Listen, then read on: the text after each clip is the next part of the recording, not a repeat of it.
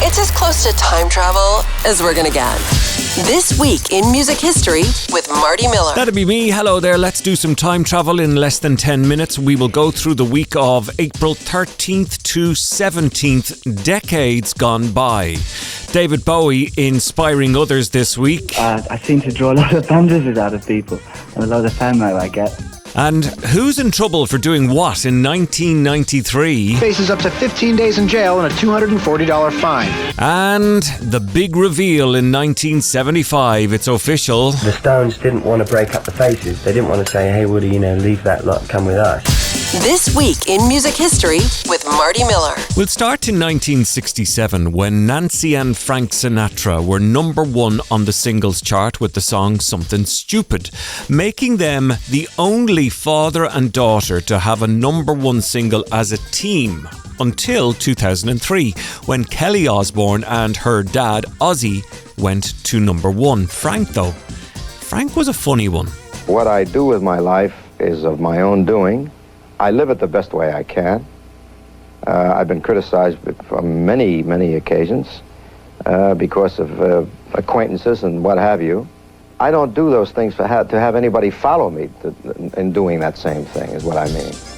Mind you, Ozzy, as straight-laced as they come. 2009, this week in music history, at 68 years of age, he's gone now, of course, the music producer Phil Spector was convicted of murdering the actress Lana Clarkson. There was a 5-month retrial, which saw him go down at the end of it all. A term required by law, 15 years to life on his conviction for second-degree murder for the enhancement pursuant to 12022.5A, the personal use of a firearm. The court selects the presumptive midterm of 4 years for a total of 19 years. In 1972, David Bowie gave the world Starman as a single.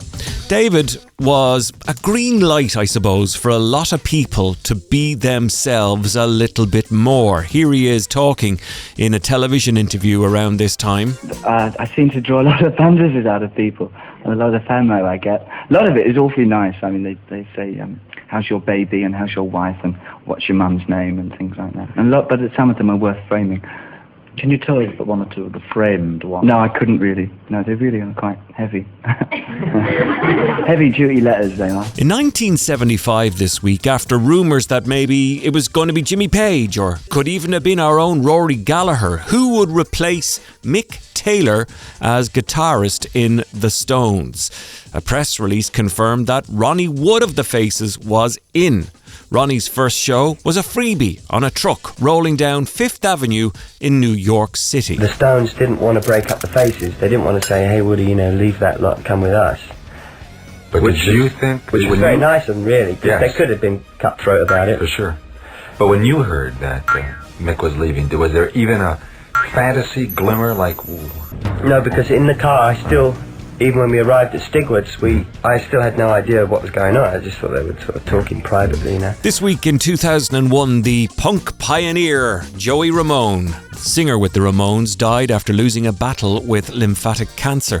He was just 49 years of age. If the Ramones didn't make your kind of music, many of today's biggest names in entertainment are missing the man from Queens who became famous as Joey Ramone. He inspired Bruce Springsteen to write one of his biggest hits called Hungry Heart, and Ramone even made a fan of novelist Stephen King. CBS 2 reporter Sukanya Krishnan was out tonight talking to fans and friends.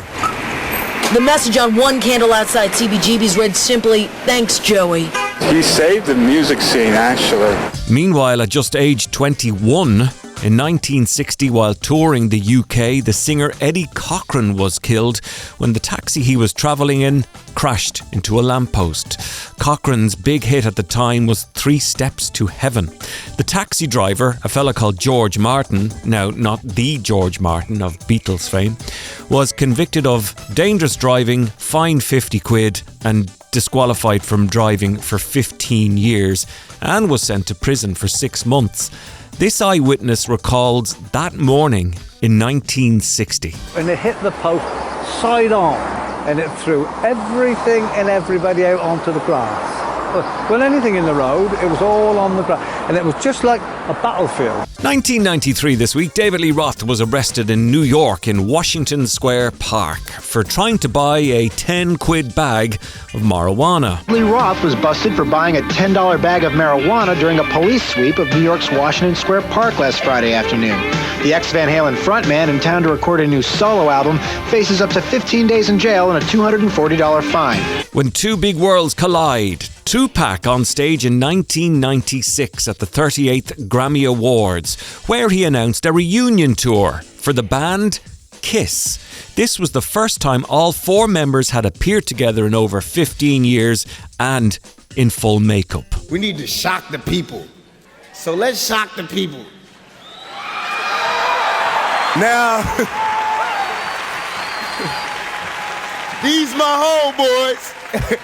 And I seen just about everything now. Finally, 2009, strange man, Morrissey walked off stage during his set at Coachella in California after declaring he could smell burning flesh.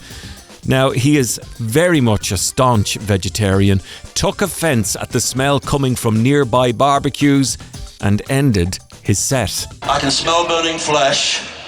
And I hope to God it's human. And that, boys and girls, is a look at this week in music history. That is April 13th to 17th, as quickly as I could time travel through the week. Thanks again for listening, and let's do it again next time.